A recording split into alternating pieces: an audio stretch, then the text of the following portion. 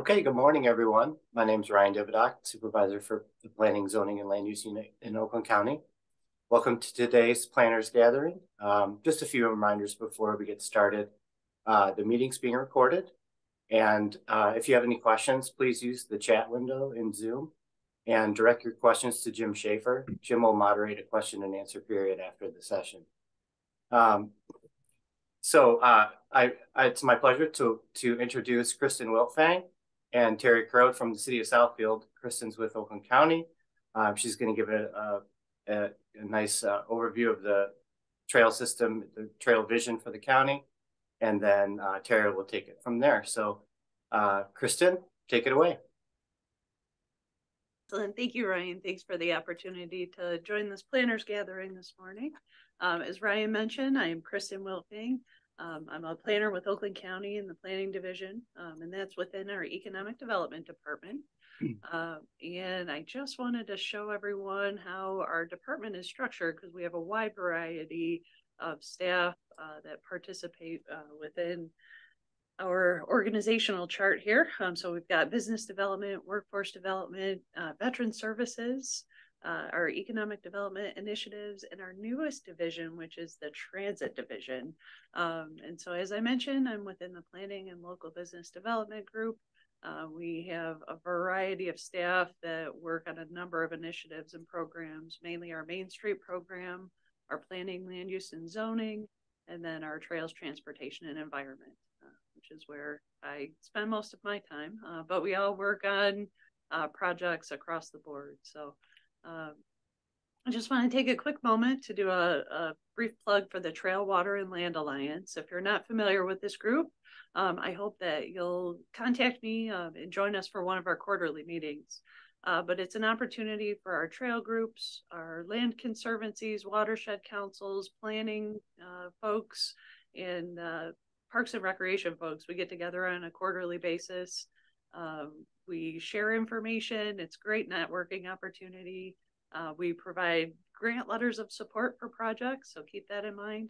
And we also do our fall celebration. And a couple of weeks ago, we were out at the Bowers School Farm. So it's just a great way to share projects and share information. So take an opportunity to learn more about that, and we'll provide some information in the follow-up email. All right, back to trails. So in Oakland County, we have such a wide variety of trails. We have urban bike lanes. We have shared use paths within our parks. We have a number of sidewalks. We've got rail trails and water trails galore. So there's something for everybody here within Oakland County. And they really do help connect our communities and link people with places and nature as well. So this is our regional trail map, and I do apologize, I haven't updated this in a while. So if you see one of your trails is not listed on here, or if you're in one of the surrounding counties, let me know and I'd be happy to add it to the map. But I just want to take a moment and share some of the highlights that we've been working on for close to 50 years now within the planning department. And it really started with Larry Filardo. For those that were fortunate to work with Larry and still do, he was really the person that envisioned the countywide trail network connectivity. So we've been working very diligently to implement these trail connections and corridors. But you can see we're the headwaters of 5 major rivers. We've got 27 Main Street districts, and our trails and pathway networks connect so many of our downtowns, and it's such a key component to our local businesses and making sure we're connected with those Main Street corridors as well. We've got 2 national water trails. So if you're familiar with the Shiawassee River Water Trail, and also the Huron River Water Trail. Those are our 2 nationally designated water trails. And then we also have, those are both state designated, along with the Clinton River is also a state designated water trail. We have 2 cross-state trails. So the first is the Iron Bell Trail, and it starts down here in Belle Isle. It works its way up out of Wayne County into Macomb County. And then it picks up the Clinton River Trail here in Oakland County, part of the Paint Creek Trail. And then you can see we still have a gap we're working on here, but eventually we'll connect up and link with Genesee County. And then it goes all the way up to the Upper Peninsula to Ironwood. So that's our north-south trail connection for cross-state trails. And then we also have an east-west trail connector called the Great Lake to Lake Trail Route 1, but it starts in South Haven over on Lake Michigan, and it comes across the state from east to west, and it picks up through Island Lake State Recreation Area, picks up a little bit of the Huron Valley Trail, the newly completed Michigan Airline Trail, portion of actually all of the West Bloomfield Trail, and then the Clinton River Trail on over into Macomb County, and then all the way up over to Lake Huron. So just very fortunate to have these trails. So there's definitely a tourism component that we need to be mindful of. But these trails don't happen overnight, and it takes a village to accomplish them. So thank you for all of those folks that work on these projects. But also keep in mind, I couldn't add these to the map, but we do keep track of other pathway and trail data. So I can send a link to a map that has additional information and more details for our entire trail and pathway network within Oakland County. All right, so I wish somebody had given this to me 20 years ago because I didn't realize how many steps it takes to go from a concept line on a map all the way to a ribbon cutting through construction, planning and design. And then after you build it, you can't just walk away from it and say, okay, we're done. You actually have to program it and maintain it as well. And then if you have to redevelop a trail, you typically need to go back to about this stage and rethink some of those things, redesign them to make sure that you're staying up with current state and federal standards for design. But we can also share this information for folks that may not have experience with all of the different stages. But if you go slow in the beginning, you can pick up momentum and go fast toward the construction phase. So just keep these in mind as you're working through your trail projects. And stakeholder input is such a critical piece. I just wanted to pull this for folks. So not only residents, business owners, but also keep in mind the utility companies and all the stakeholders that will have input on your project. Contact them early and make sure that you keep them engaged throughout the project and your costs and implementing some of the needs that they have for their input can actually come down if you do it early on in the process. So I just want to highlight a couple of recent projects. I know we don't have time for all of them today, but on the left-hand side, this is phase 2 of the Michigan Airline Trail. This is the cycle track that goes through downtown Wixom. And I just want to take a moment to highlight this because the pavement markings that we use, it's a product called EnduraBlend, and it's a newer product that is a little bit better for the environment. It's a little more sustainable. So we're always trying to work in some of those new products for sustainability purposes and reduce maintenance costs. But this goes right along Pontiac Trail there and connects in front of the businesses. I apologize for folks. I did not have a most recent picture of Woodward Avenue, but there's ongoing construction right now for a new cycle track on Woodward through Ferndale and Pleasant Ridge. So we're excited to see that come to fruition. And then the photo on the left-hand side is a new takeout point on Fish Lake Road for the Shiawassee River. So again, all of these projects have spent years in development, but we're excited to see them finally come to life and be used by trail folks. Another exciting set of projects that we have going on in the city of Pontiac. So for years, there was a big gap through the center of Pontiac, and this is the old railroad line. Unfortunately, it's just been parceled off, and in some cases, we just don't know who the ownership belongs to. But we were able to secure funding and assist the city of Pontiac to construct a pathway that'll go through the downtown along Pike Street. And then those familiar with the North Spur will make a connection just south of M59 and then make improvements to the portion of the North Spur that will link in with the Auburn Hills section of the Clinton River Trail. So look for that in the coming years. It'll take us a little while to get through the final design phases of construction, but we're happy to see that that has been funded. And then just take note of this red line, because this was the section that was completed. We completed a restoration project last year. And so this is what that stretch looked like back in 2004 when it was originally constructed. Unfortunately, there was a lack of maintenance and funding to resurface the trail in 2017. So we were able to work with a number of partners and funders to upgrade the trail and make some safety improvements and resurface the trail. So I mentioned it takes a village, and thank you to all of our project partners that worked on that, especially the Community Foundation for Southeast Michigan, and the Ralph C. Wilson Jr. Foundation. They have started an endowed fund at the Community Foundation for trail maintenance. So we were able to utilize some of those funds on this particular project. As you're working through your communities, take note of existing conditions. This is actually a sidewalk connector portion of the Clinton River Trail. There's actually a sidewalk there, I promise you. With some maintenance and some vegetation removal, we were able to restore that sidewalk connection so that people could utilize it. But as you're working in your communities, take note of some of this maintenance work that needs to be done, and just hold some simple cleanup days with volunteers, and you can really make a difference for people that walk and bike in your communities. In addition, you can also do walking and biking assessments. These are really critical for identifying those missing gaps within your sidewalk or pathway connections. And make sure you get out there and you actually experience what's on the ground, so that you can take note of any issues and take care of those, so that people are not injured, or have a safe way to cross the roadways. And make sure that there's good connections within your communities to businesses, schools, parks, and major destinations.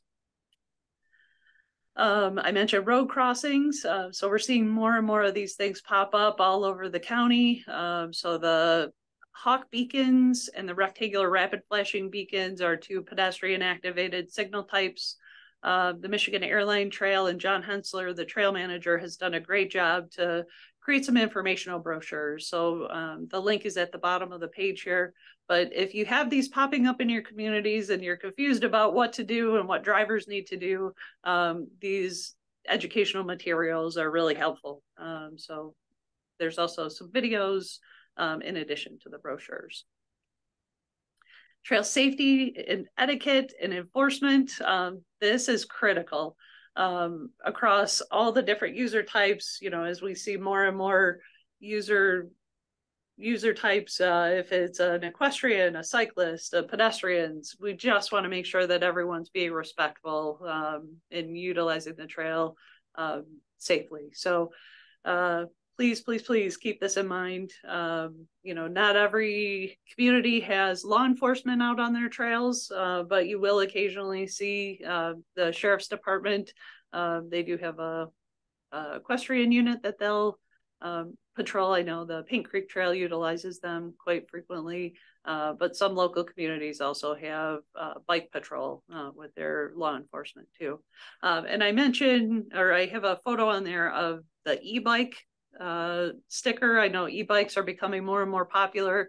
I don't think that these are going away, and that's a whole separate discussion that we could save for another day. But I think responsibility and promoting trail etiquette is probably the best way to handle some of the potential conflicts out on the trail. Signage and wayfinding, this is critical, not only to alert users of different destinations, but provide them with distances and direction on how to get to those destinations. Make sure that you're linking in with your downtown areas and let folks know that they can connect to them, and also highlight some of the history and the informational kiosks that you can provide to connect people with the land and some of the pioneers that may have been in the area, or some of the special features that may just be off the trail that they could link to. Additional bicycle amenities, bike parking is pretty important. Tire pumps, make sure that they're working. Check on those. Don't just install them and forget about them. Bike share programs are pretty important as well. And then e-bike charging stations are something that we're hearing more and more frequently from trail users that they'd like to see out on the trail. So keep those in mind as you're adding enhancements to your trails. I mentioned our new transit division, so I just want to give them a quick plug and talk about the intersection of trails and transit. So every fixed bus within the city or within Oakland County, you'll see that they have space for 2 bikes on the front of the bus. And then we also have bike share through MOGO in the southeast part of the county. So we're really looking at that multimodal system, getting people to and from the transit stops. And then if we zoom in really quick, you'll also see on some of the smart bus maps that they have incorporated those larger trail systems as well. And so coming soon, probably mid next year, there's going to be a new route that comes up Rochester Road and across Walton Boulevard. And you can see this fixed bus route will now connect with downtown Rochester. It'll also connect with the Paint Creek and Clinton River Trail. So now they're linked in with those cross-state trail networks, and we're really, starting to knit these things together. It'll also provide access back into the main fixed bus route system over by Oakland University. So just very excited to see some of these things coming together. The Metro Parks have a really great project going on right now. And so they're trying to link all of the Metro Parks across the region together through pathways. And this is the information that will connect you into that project. You can provide feedback, review the routes, and be part of the stakeholder engagement for that. So please take a moment and fill that out. I know the Greenways Collaborative and PEA Group are leading up that initiative. So it's a great partnership with the Metro Parks. And then make sure as you're going through your 5-year community master plans to include your parks and trails within that document itself. It really does help to link all of the non-motorized parks, trails together, and really puts a plan together and sets it up for future funding opportunities. Consider complete streets plans for your community. And then also I just wanted to highlight the 9-mile corridor urban trail feasibility study that was just recently completed this year. Oakland County Parks headed that up with the communities along 9 Mile. And so it's been a really great project. Let me see if I can show you what that looks like. So that 9-mile corridor, it'll probably pick up in Farmington Hills, all the way from the I-275 Metro Trail through Southfield, Oak Park, Ferndale, Hazel Park, all the way over to the county boundary. So it's been a really great project. But now I want to turn it over to Terry Crode. He has been working very diligently in the city of Southfield and been doing some great projects for the city. So I'll turn it over to Terry. Thanks, everybody. Thanks, Kristen. Great presentation. Let's see here.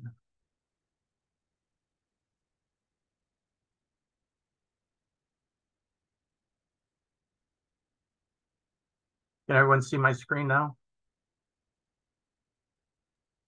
Yes, sure. Okay.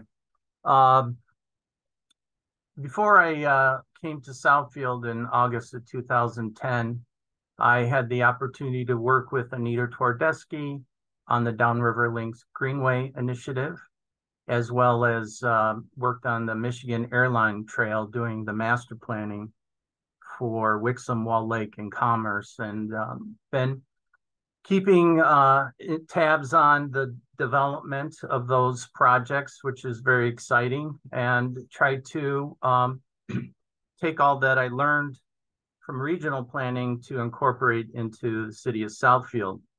I'm going to be talking a little bit about trail development and placemaking in Southfield, auto-dominated suburban community. Before I get started, I do want to give a shout out to Sarah Mullally, our assistant city planner, for helping me put this presentation together. For those who don't know, Southfield, we're located in southeast Michigan on the southern boundary of Oakland and Wayne County. Our population is approximately 78,000 residents. And pre-COVID, we grew to a daytime population of 175,000. Southfield is home to the world's first suburban shopping mall. We also were the fastest growing community in the 1960s. We've inherited a lot of that auto-dominated legacy in recent times. The Southfield City Center was established in 1992 as a principal shopping district. Today, we have over 10,000 square feet of non-residential, approximately 1.76 square miles, bisected by two major freeways, I-696 and M10. We're going to start talking about trail development and pedestrian gaps in Southfield City Center. Now, Southfield does not have a traditional downtown, but our city center is probably our most densely populated area, both with residential and office workers. And this map shows in red all of the gaps in the sidewalk system. So if we had sidewalks, it was about 5 feet wide and it was disconnected. Lawrence Technological University is only located a half a mile walking distance from Southfield Municipal Campus, and you couldn't safely walk between the 2 points. Evergreen Road in 2010 was a 6 to 7 lane auto-dominated highway between 10 and 11 mile. There was little to no pedestrian amenities. There was seas of asphalt based on the zoning requirements that buildings had to be set back 75 feet. And we basically inherited a 50-year legacy of auto domination in our land use pattern. Our first major project was the beautification using TAP enhancement grants to convert Evergreen Road into a more pedestrian-friendly community. Our 5-foot sidewalks were enlarged to 10 feet wide, and we filled in gaps along that stretch. Southfield installed some of the first roundabouts in Oakland County to slow down traffic and to reduce the T-bone crashes, which are more deadly. And we use that opportunity for some placemaking by installing art in the center of the 2 roundabouts. These are pictures of the south roundabout at Civic Center and Evergreen, and the north roundabout at the library entrance. We also tried to be a little more sustainable with treating storm runoff. The picture on the right shows a brick verge, and there's infiltration in the planting beds. They're large. They can capture all the runoff from the 10-foot sidewalk and have it filtered before it goes into our stormwater system.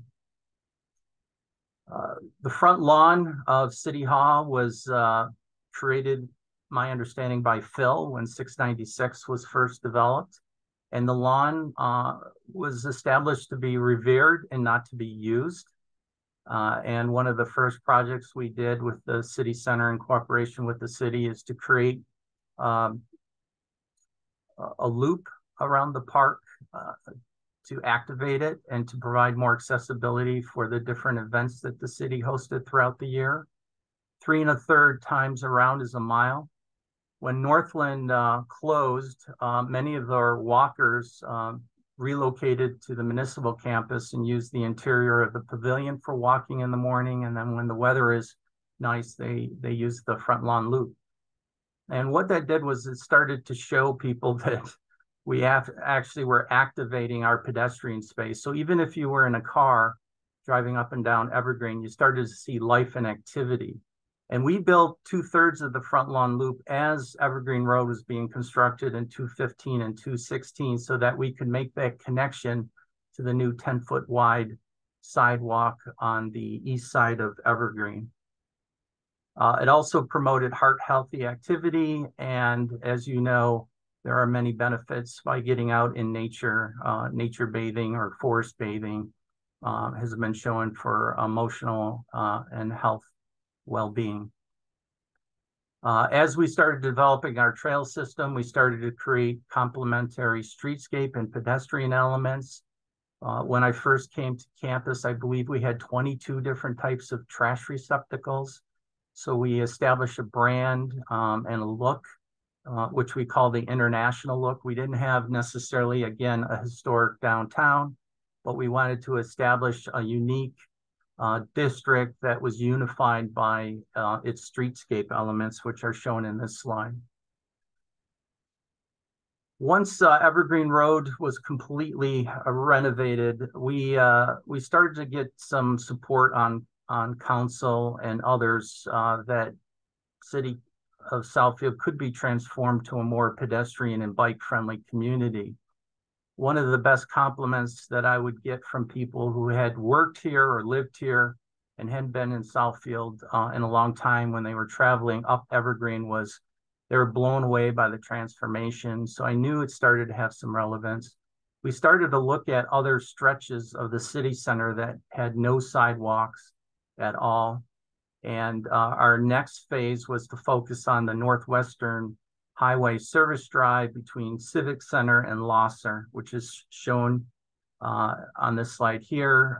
The dashed lines in red were gaps in the system, and on the right were pathways that were installed by 2020. We did an analysis of the area and looked at opportunities and constraints, and we found that we had 5-foot sidewalks that just would end, or like Kristen showed, 5-foot sidewalks that were completely overgrown by vegetation that no one even knew that they existed. And anecdotally, we would hear stories of students coming to our transit center at Losser and 11 Mile, getting off the bus and carrying their suitcase and backpack down to the university and walking along this stretch of no man's land, which the trodden down pedestrians had created a goat path, which showed that it was being used, but it wasn't accessible or safe. We hired HED and Greenway Collaborative to come up with a Greenway plan, and we focused on the most critical, about 2/3 of a mile, to create a new trail system with a series of outdoor rooms, one of which was and eventually became Red Pole Park. Another was some environmental rooms to create some space and connect that trail.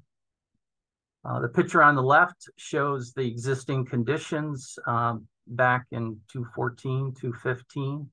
And the picture on the right shows the trail with our first gateway feature, Red Pole Park. And later on, you'll see that we've had 5 major economic developments along this portion of the trail, which we like to take credit for partially as making people notice that this land that had been fallow and vacant for 2 decades could be developed. Here's another picture of before and after looking northward on Northwestern Highway between Civic Center and Corporate Drive. And to the right, you see the beginnings of 2 new hotel development adjacent to Red Pole Park. And then again, here's an aerial showing before with this first 2/3 of a mile. There's no development. And then on the right, you can start to see pieces of 3 of the 5 new developments that have taken place since the trail was first put in. We also developed a 5-year wayfinding master plan. So we envisioned that this network would be continually developed. Each year, the city center collects approximately $500,000. It wasn't always that way. We've actually grown our capture of special assessment, both in land area and density. and we've increased from 1 cent to 5 cents. And we get continual support from the corporate business because they know that the placemaking, the pedestrian and biking, and other art installations are good for attracting and retaining their employees. And they've been fully supportive of all the work we're doing because they see realistic examples of progress on a yearly basis. And they keep rewarding us with continual renewal of our special assessment. Wayfinding is very important, and signage to help identify the trail and to identify the differences between what is walking and what is shared use, bike, walk, and other. Red Pole Park was criticized often in the beginning, but we felt that with a new trail adjacent to a freeway that had over 100,000 cars traveling every day, we needed to make a bold announcement that we were here. And over time, Red Pole Park has been seen as a positive. It's a landmark, and we have several annual events and community events that take place throughout the season through Red Pole Park as part of anywhere from a 3 to a 5 mile walking loop. With the success on the east side of Northwestern Highway, we started focusing on the west side between Civic Center and 10 Mile, adjacent to Lawrence Technological University, that had little to no pedestrian amenities. We saw students crossing the parking lot and climbing over berms and making mid-block crossings to get from the campus over to some additional housing and the library at the municipal campus, and as well as some of the commercial businesses on Lower Evergreen Road. So we partnered with the university. Fortunately for us, at the time that we started to develop our pedestrian network, Lawrence Technological University, that had no problem attracting students, was having problem retaining them because the students wanted a full campus experience. They were transitioning from a commuter school to a residential campus. They now have over 1,000 dorm beds.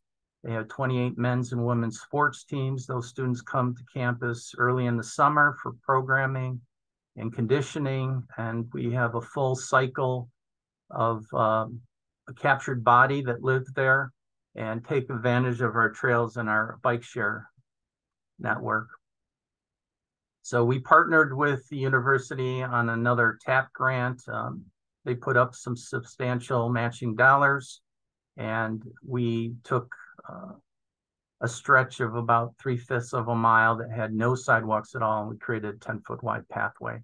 And what's really unique about this is that there are very few places along trails in Southeast Michigan where you have a skyline with 30-story plus buildings, which makes us pretty unique. These are some pictures of the student athletes that take advantage of the trail. We see faculty, we see support staff, and we see students using the trail all the time, as well as our residents and business community. Once we got the trail established, we started to populate it with amenities. We started improving our bus transit system, putting bike repair stations in, and created a bike share station.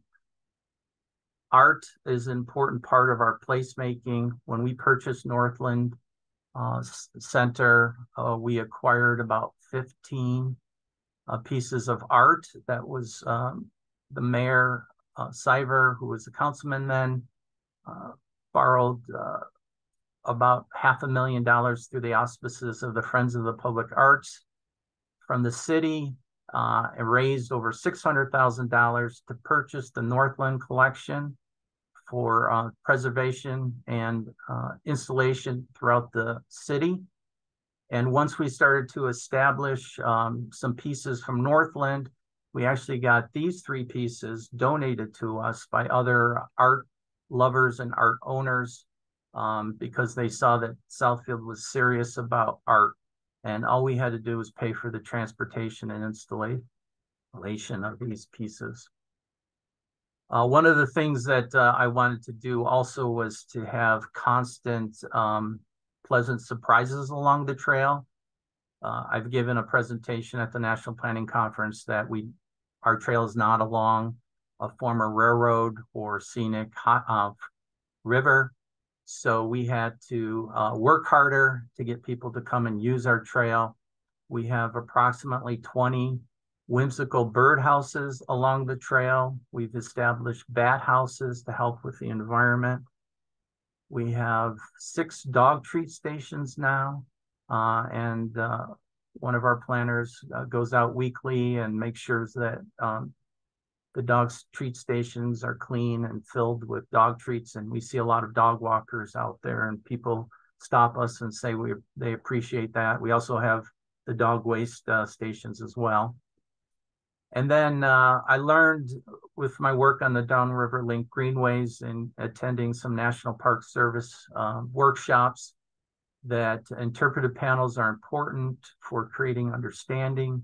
When people have understanding, they have an appreciation and they become stewards of the land and the area. We have now, I believe, have installed and created about 9 interpretive panels at various locations along the trail. These are cultural, historical, and environmental stories that we tell. We've also been cognizant of sustainability. The picture on the left shows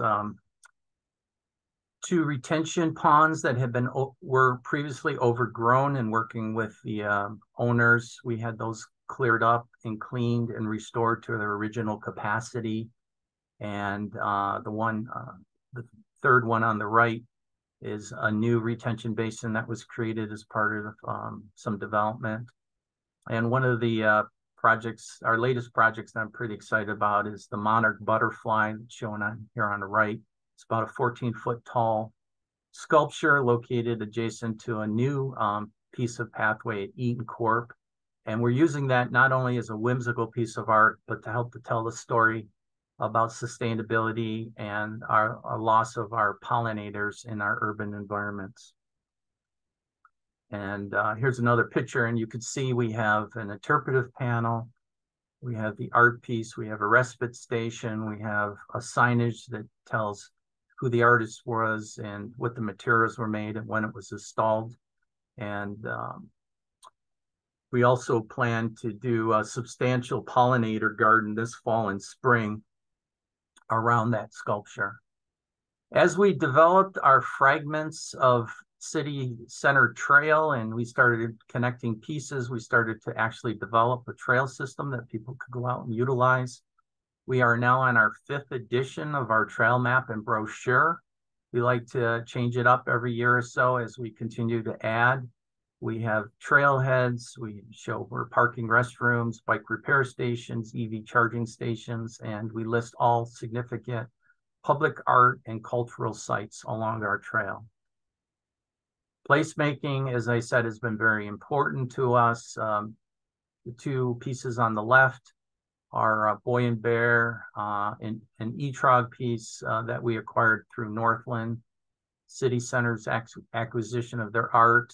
Upper right-hand side is the peace poles that we designed and developed as a part of International Peace Day. And SFLD was one of our whimsical, fun placemaking pieces, one of our first ones that we established in 2016, and has now become an icon and landmark for the community, and many people stop and take selfies there. They're designed to be mobile, and the upright piece of the L can be removed, and you can insert yourself there for a photo, but they become a fixed piece along our city center loop trail. During the COVID, we retained 3 local starving artists, I like to say, to do some murals along a traffic barrier wall adjacent to the pathway at LTU. We also created some quick pieces of art that were relatively inexpensive, Endeavor and Striving. Striving inspiration was coming out of the darkness of COVID.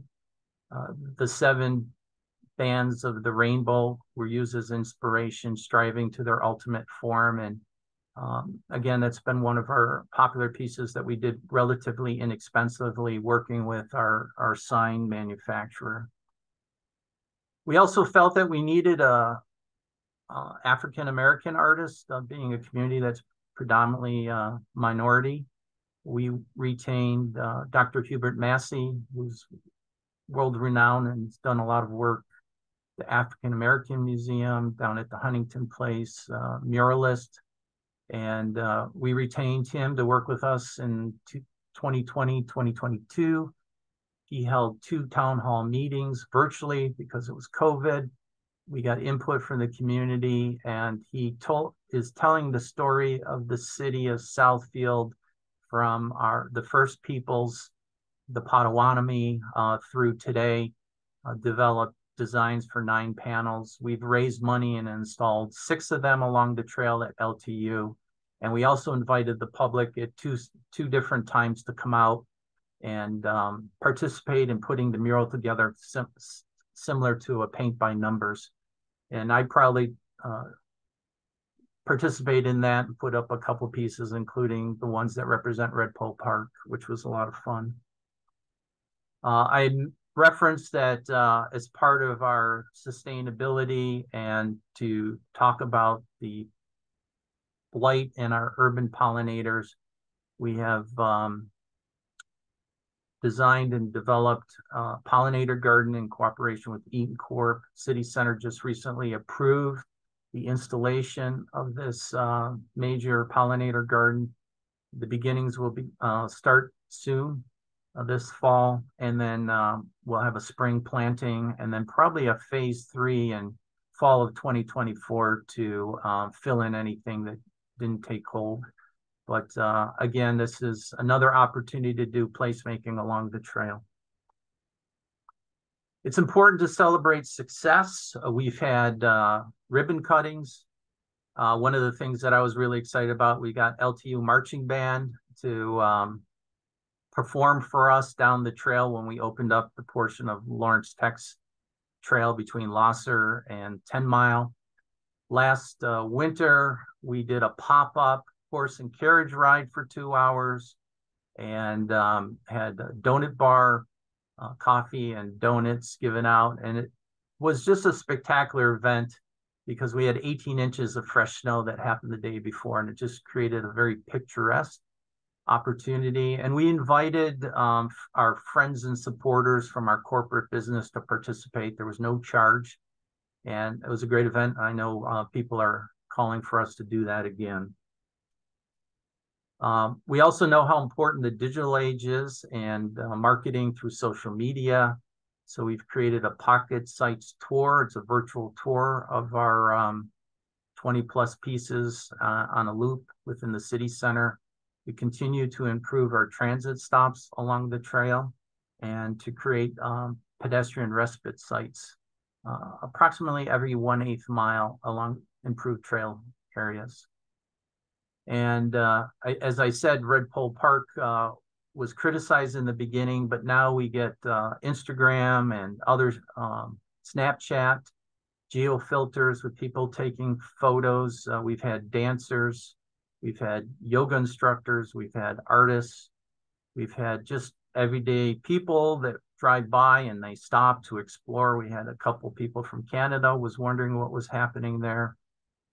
We've had snowshoers, cross-country skiers, bikers, dog walkers, marchers, run events, and it's really become an important landmark in our placemaking development in Southfield.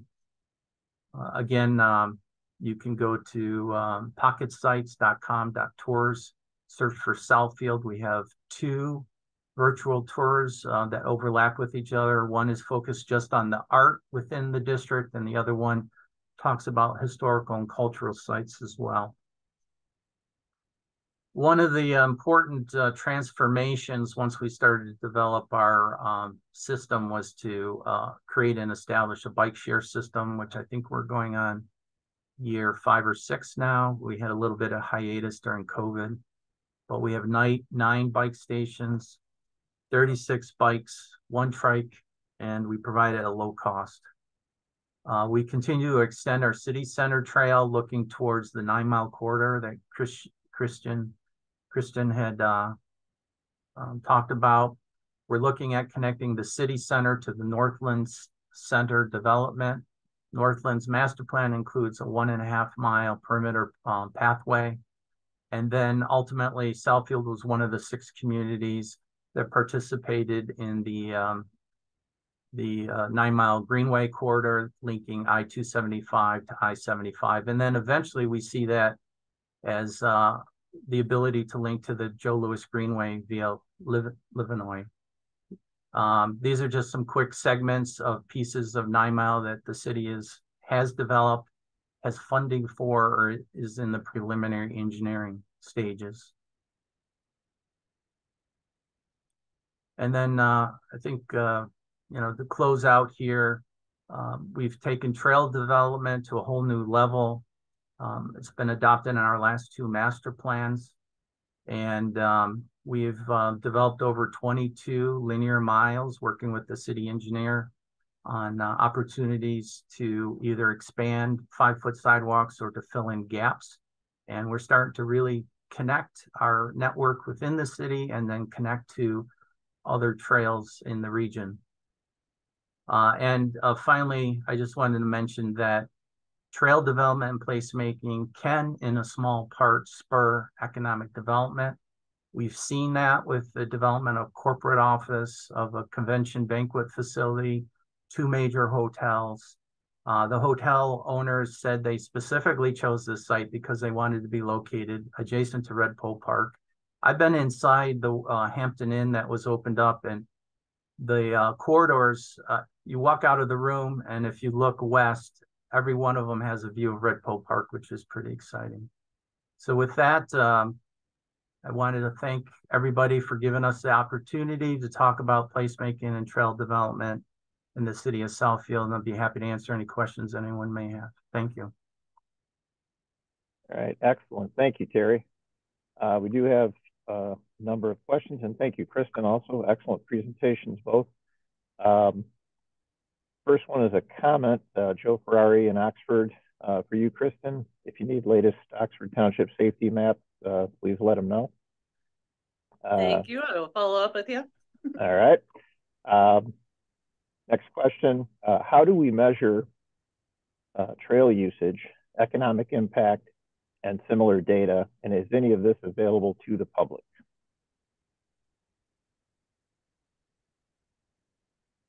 You want to go first, Kristen? Yeah, those are great questions. Thank you for asking those. As trail usage, there's a few different ways, and we can provide links to those. SEMCOG, I know, has been doing trail counts at a couple locations. They're very short term, but they do provide some valuable information. We have also been working with the Road Commission for Oakland County. They can actually track actuations on the hawk beacons on the Michigan Airline Trail. And so we've been tracking that for about 1.5 years now, and comparing it with like weather data and precipitation. So it's kind of interesting to see how those two correlate with one another.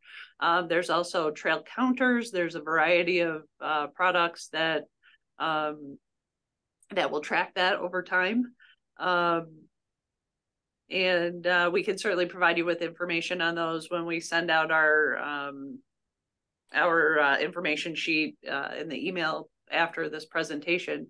As far as economic development goes, there's a number of ways you can track that as well. I know there's a recent study on the Huron River that was completed by the Watershed Council that tracked a number of variables. So that might be a good resource for you to take a look at. And I believe MDOT did one pre-COVID, so I don't know how close the numbers are, but there's probably some methodology wrapped up in those two studies that we can provide links to.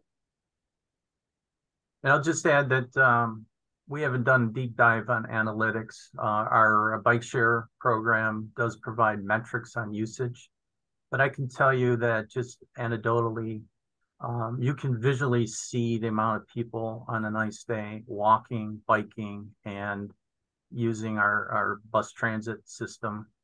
Also, we have a slow roll that we weren't involved in. It was just kind of a grassroots that popped up every Thursday, and I believe they have over 100 to 150 bikers that start at the Southfield Library, and they go out for an hour or so, and that didn't exist before.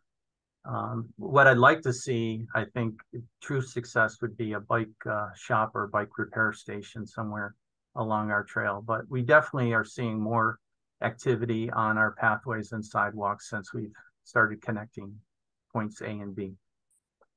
Okay, excellent. So, Kristen, just to emphasize, you'll have a resource sheet that we'll send along following with your contact information and links.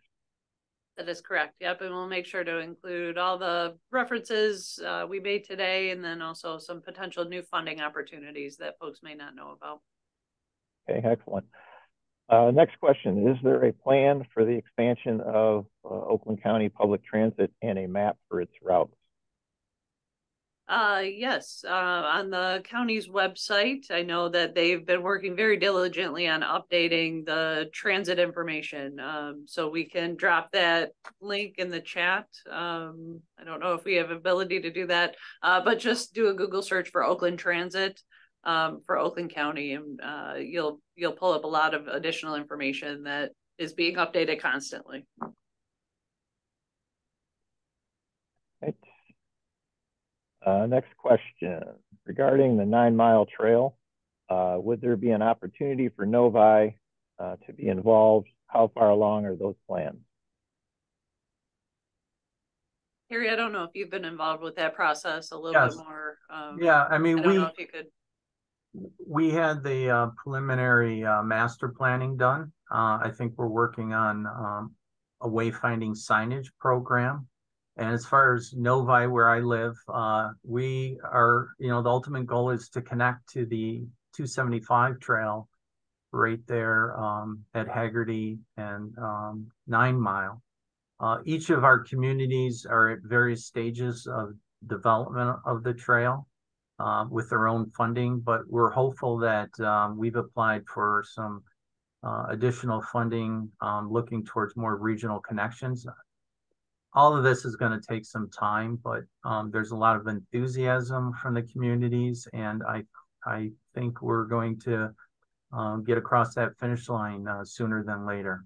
I think the most challenging parts are the Farmington Hills, making those connections, but I'm sure we'll partner with our friends over there in Novi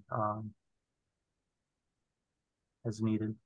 Yep. And Jim, can you make note of that participant, and we can follow up afterwards? Unfortunately, our office was not an integral part of that particular project, but we can certainly reach out to the project partners over at Oakland County Parks. And then I know OHM was a very big player with that from the consultant side. So we can see if there's an opportunity to link in Novi and maybe even Lyon Township and South Lyon as well. But just for the group, the links to the Oakland Transit site have been dropped in the chat. Thank you, Sarah. Terry, question for you. How did you fund the transit stop enhancements along Evergreen and in the city center? Well, as I stated, we have a special assessment district. Every 3 to 5 years, we go out to get it renewed. When it was established in 1992, it was 1 cent per square foot of non-residential. There was about $175,000 raised. And through the development of capital projects, we've expanded the district and increased our density, that we now collect $500,000 a year. And we plow most of that into capital improvements. But we're always looking for opportunities of partnership. We have many joint projects with private businesses. We've received at least 2 TAP grants that helped us with Evergreen Road, as well as the portion adjacent to Lawrence Tech. Some of this has been self-funded, but I like to say we've cobbled together funds from various places, and that's how we've been able to do that. And with the success at the city center, a lot of our residents start clamoring for, why can't you do it in our area? And so the last 2 years, the city council has been very supportive and has dedicated metro funds to do improvements along the rights of way. And it's the areas outside of the city center and our other special assessment districts that we're utilizing metro funds and installing anywhere from 15 to 30 bus stop improvements and pedestrian amenities throughout the city. So it's been a collaboration of various partners and funding sites. Okay. Next question.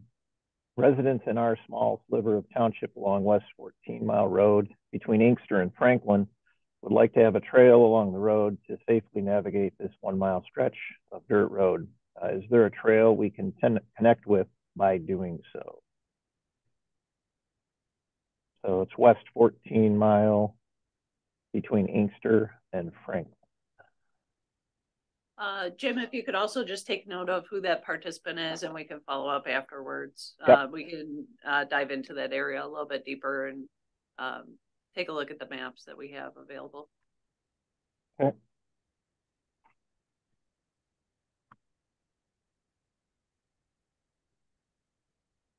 Okay. And I'm not seeing any other questions. Give it about 15, 20 seconds here if anyone had any other questions or comments. Well, while we're waiting, I'll just say that I've been in this business for over 35 years, and there's more money available now for trail development and connectivity than I've ever seen. So I just encourage all the communities to get your master plans together, get your priorities straight, and then apply for the money while it's there. Actually, I think you've triggered a couple of comments here, Terry. Talk a little bit about funding upkeep. That would be for both of you. Upkeep of trails. Go first, Kristen. Oh, for maintenance, and I'm assuming this is for maintenance. Yes. So communities fund it in many different ways. I know there's a few communities like Wixom, Rochester Hills, and I believe Oakland Township may also have like a pathways millage. And they've learned over time to incorporate maintenance into that. They can't just keep building new. And it's so essential to maintain these pathways and then resurface them over time or add enhancements to them. So a millage is one way. General fund. I mentioned that Ralph Wilson maintenance fund for the major trails within the counties and actually in the region, and that's through the Community Foundation of Southeast Michigan. So those are just a few of the ways. And I know there's friends groups that help out with maintenance and do volunteer days and coordinate those. So don't forget about the volunteer side. And thanks to those that help organize those as well. And Terry, as you answer, there was a follow-up to that, specifically mentioning the art features and they're fading over time, that sort of thing. Okay, so as far as trail maintenance, the city center, when they install it, we usually have an agreement with the adjacent property owner that we'll do the capital maintenance, but we ask the private owners to help cut the grass, pick up litter, do the routine maintenance, snow removal, sweeping, and so forth. With regards to the arts, we have the Southfield Public Arts Commission, and we have the Friends of the Southfield Public Arts. So that's a not-for-profit that does their own fundraising. But I think back in 2014, we created an art fund requirement. So if there's a new development or major redevelopment of $1 million or more, 0.5% is allocated to an art fund. So at $1 million, 0.5% is $5,000. And it goes up to 2.5 million, where it then is raised to 1%, but it's capped. And so 2.5 million would generate $25,000, regardless if it's 2.5 million or $50 million. The owner or the developer has the ability to either install art of that value, and we have a very broad range of what public art is, or they can contribute to an art fund. And we've been averaging about $75,000 a year of developers and owners who choose to just write a check. And then others have either reluctantly or with a lot of enthusiasm decided to put their own art in. And I'll tell you, the ones that were reluctant are now happy that they did do it. So we have a couple other fundraisers throughout the year. And so the Southfield Public Arts Commission and the Friends of Public Arts have a line item budget for maintenance. And we do find that things get run over, crashed into, paint chips, and we're constantly doing repair of all the work that we've originally installed. But that's an important piece to budget for. Okay. We do have two other questions that came in. We're right at 11, but I think we can go ahead and folks can jump off if they need to. The stretch, for years, I was part of the Safe Dearborn Streets. Initially, we were doing it to help people slow down while they were driving in the neighborhoods. But in Oakland County and Wayne County, there are a lot of bike lanes popping up. Can you comment on what is driving that phenomenon? On-street bike lanes. Yes, definitely. We are seeing more and more communities installing bike lanes for a variety of reasons. Sometimes there are just overcapacity on travel lanes. So it's really trying to slow speeds down, do some traffic calming and, some lane reduction. For safety purposes, the experienced cyclists actually prefer to be on a buffered bike lane or a bike lane within the roadway instead of on a narrow sidewalk. So it could just be a variety of things. And then maybe sometimes there's just not right of way, right? We don't have rail trail or, abandoned railroads or utility corridors in all of our communities. So this may just be a way to link folks with those major destinations within a community. Okay. And then Terry, did you want to, she hit the. Yeah, she hit the nail on the head in most part. We do have a stretch on 9 Mile between Beach and Inkster where there's two Rouge River crossings, and the topography don't lend itself. It's very cost prohibitive. So we have bike lanes there. We know that, yes, the true biker prefers to be on the lanes, but they only represent about 2% of the population. So we build the non-motorized shared use pathways wherever feasible, but there are just some places where we just don't have the ability to build those pathways. So bike lane is better than nothing. And in some cases along Northwestern Highway, we have both bike lane and pathway.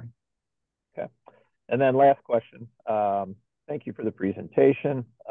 Would you please speak to how these sites were chosen for development? In other words, were there other ones that were looked at and these were deemed a higher priority? Was it mostly due to density? I think this is reference to the economic development opportunities triggered in Southfield.